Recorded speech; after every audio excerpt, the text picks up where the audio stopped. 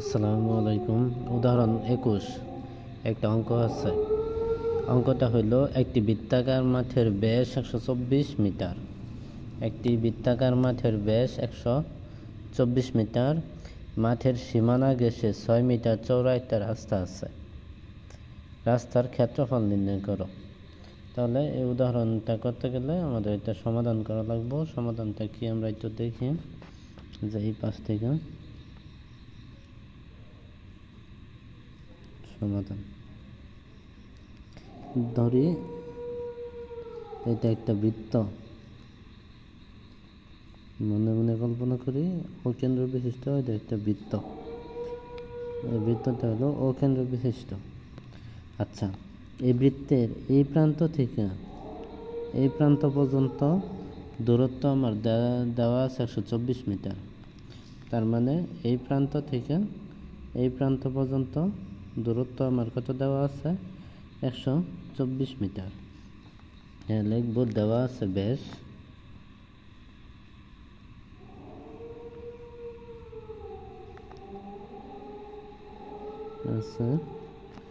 ব্যাস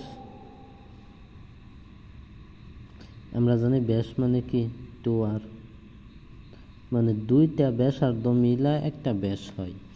এই যে একটা ব্যাসার্ধ, এই যে একটা ব্যাসার্ধ, এই দুইটা ব্যাসার্ধ মিলা একটা ব্যাস হয়। এই বিন্দু থেকে এই প্রান্ত পর্যন্ত একটা আর, আবার এই বিন্দু থেকে এই প্রান্ত পর্যন্ত আরেকটা আর। তাহলে ব্যাস 2r ইকুয়াল টু 124 মিটার। তো আমরা পাইলাম। তাহলে সুতরাং ব্যাসার্ধ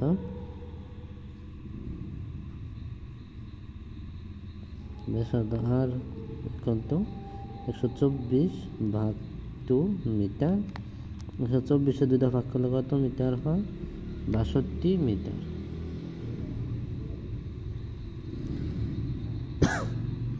62 মিটার। তাহলে এই বৃত্তাকার মাঠের ব্যাসার্ধ এই প্রান্ত থেকে এই প্রান্ত পর্যন্ত কত মিটার? 62 মিটার। এরকম। এখন বলে দিচ্ছে এর সীমানা ঘেঁষে 6 মিটার চওড়া একটা রাস্তা আছে। এখন এটার সীমানা ঘেঁষে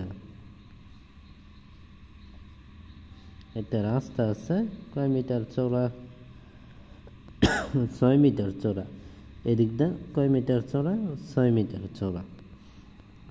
তাহলে এই প্রান্ত থেকে এই প্রান্ত পর্যন্ত দূরত্ব হলো 62 মিটার, আর এই প্রান্ত থেকে এই প্রান্ত পর্যন্ত দূরত্ব হলো 6 মিটার। তাহলে আমি যদি বলি রাস্তা সহ ব্যাসার্ধ কত? এটা তো রাস্তা নাকি? তাহলে রাস্তা সহ ব্যাসার্ধ, সুতরাং সহ মাঠের ব্যাসার্ধ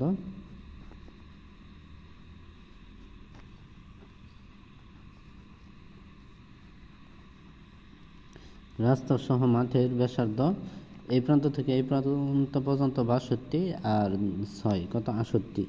তাহলে মাঠের ব্যাসার্ধ যেহেতু এটা যেহেতু বড়, এই জন্য বড় হাতের আর দিলাম। 62 যোগ 6 মিটার। তাহলে এটা কি হয় কত? 68 মিটার। 68 মিটার। তাই রাস্তা সহ মাঠের ব্যাসার্ধ আর ইকুয়াল টু কত মিটার? 68 মিটার, যেহেতু 6 মিটার যোগ করা হয়েছে। আচ্ছা, এখন আমার কাছে চাইছে কি রাস্তার ক্ষেত্রফল নির্ণয় করো। কিসের ক্ষেত্রফল নির্ণয় করতে বলছে? রাস্তার ক্ষেত্রফল, মানে এই যে এইটুকু জায়গা, কতটুকু জায়গা দখল করছে এটা আমাদের বের করতে বলছে। এটা হলো মাঠ আর এটা হলো রাস্তা। তাহলে রাস্তার ক্ষেত্রফল আমার কি করতে বলছে? বের করতে বলছে। তাহলে সুতরাং রাস্তার ক্ষেত্রফল, সুতরাং রাস্তার ক্ষেত্রফল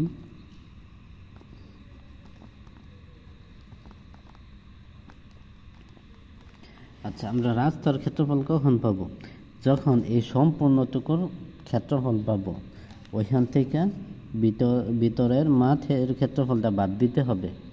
এই সম্পূর্ণ অংশের ক্ষেত্রফলের থেকে ভিতরের অংশের ক্ষেত্রফল বাদ দিলে রাস্তার ক্ষেত্রফল পাওয়া যাবে। ধরলাম এটার ক্ষেত্রফল আমি 50, সম্পূর্ণ অংশের ক্ষেত্রফল আমি 50 পাইলাম, মনে মনে কল্পনা করি যদি আমি 50 পাই, আর ভিতরের ক্ষেত্রফল যদি আমি 40 পাই, তাহলে 50 থেকে 40 বাদ দিলে 10 যে থাকবো, এটা হলো রাস্তার ক্ষেত্রফল। মানে এই পুরাটুকুর ক্ষেত্রফল থেকে ভিতরের টুকুর ক্ষেত্রফল বাদ দিলে আমি রাস্তার ক্ষেত্রফল পাবো। এখানে রাস্তা সহ মাঠের ক্ষেত্রফল আছে এই পুরাটুকু, এর মধ্যে থেকে মাঠের ক্ষেত্রফল বাদ দিলে আমি শুধু রাস্তার ক্ষেত্রফলটা পাইবাম। তাই রাস্তার ক্ষেত্রফল আমরা কখন পাইবাম? রাস্তা সহ ক্ষেত্রফল থেকে রাস্তা সহ মাঠের ক্ষেত্রফল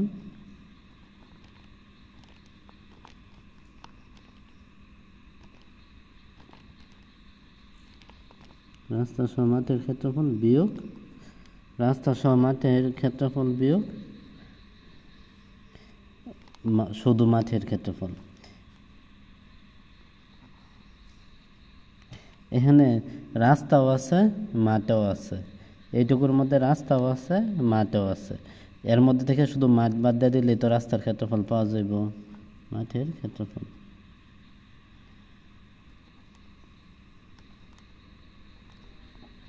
আচ্ছা, রাস্তা সহ মাঠের ক্ষেত্রফল আমরা এটা যেহেতু বৃত্তাকার, তাহলে বৃত্ত একটা আমরা ক্ষেত্রফলের সূত্র জানি। বৃত্তের ক্ষেত্রফল একটা সূত্র হলো পাই আর স্কয়ার। বৃত্তের ক্ষেত্রফলের সূত্র হলো কি?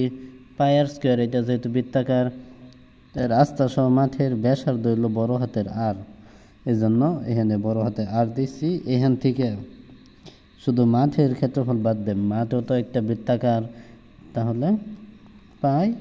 এখন শুধু মাঠের ক্ষেত্রফল হলো ছোট হাতের আর, শুধু মাঠের ক্ষেত্রফল এই প্রান্ত থেকে এই প্রান্ত পর্যন্ত শুধু মাঠের ক্ষেত্রফল হলো ছোট হাতের আর, এই জন্য ছোট হাতের আর বাদ দিছি। আচ্ছা, এই পাশেও পাই আছে, এই পাশেও পাই আছে, পাই কি করলাম? কমন নিলাম। কমন নিলে এই আর এর মান কত? 68। 68 উপরে স্কোয়ার মাইনাস, হয় নাই আমাদের, একটু সরি ভুল হয়েছে। এখানে পাই আছে, এখানে পাই আছে, পাই কমন নিলাম, তাই থাকলো বড় হাতের আর, বড় হাতের আর স্কোয়ার মাইনাস থাকলো ছোট হাতের আর স্কোয়ার, এটা থাকলো। আচ্ছা, পাই না বড় হাতের আর এর মান কত? 68, তাহলে 68 উপরে স্কোয়ার মাইনাস ছোট হাতের আর এর মান হলো 62 স্কোয়ার দিলাম। পাই 68 স্কোয়ারে কত হয়? আমরা মানটা একটু বের করি ক্যালকুলেটরে। 68 স্কোয়ার মান হয় 4624, 4624 মাইনাস 62 স্কোয়ারে কত হয়? 62 স্কোয়ার, তাহলে 3844। তাহলে পায়ের একটা নির্দিষ্ট মান আছে 3.1416 ইন্টু 4624 থেকে 3844 বাদ দিই, 4624 বিয়োগ 3844 বাদ দিলে 770 থাকে। কত থাকে? 780 থাকে, ভুল হয়েছে, 780 থাকে। 4624 বিয়োগ 3844 780 থাকে। তাহলে এইটা থেকে এটা বাদ দিলে 780 থাকে। আর পায়ের মানটা এই যে বসাইছি, দুইটা কি আকারে আছে? গুণ আকারে আছে, মাঝখানে গুণ দিছি। তো 780 সাথে 3.1416 যদি গুণ দেই, তাহলে আসে 2450, 50.448। কি এটা মিটারে দেওয়া আছে যেহেতু, তাহলে এটা বর্গ মিটারে হবে, বর্গ মিটার।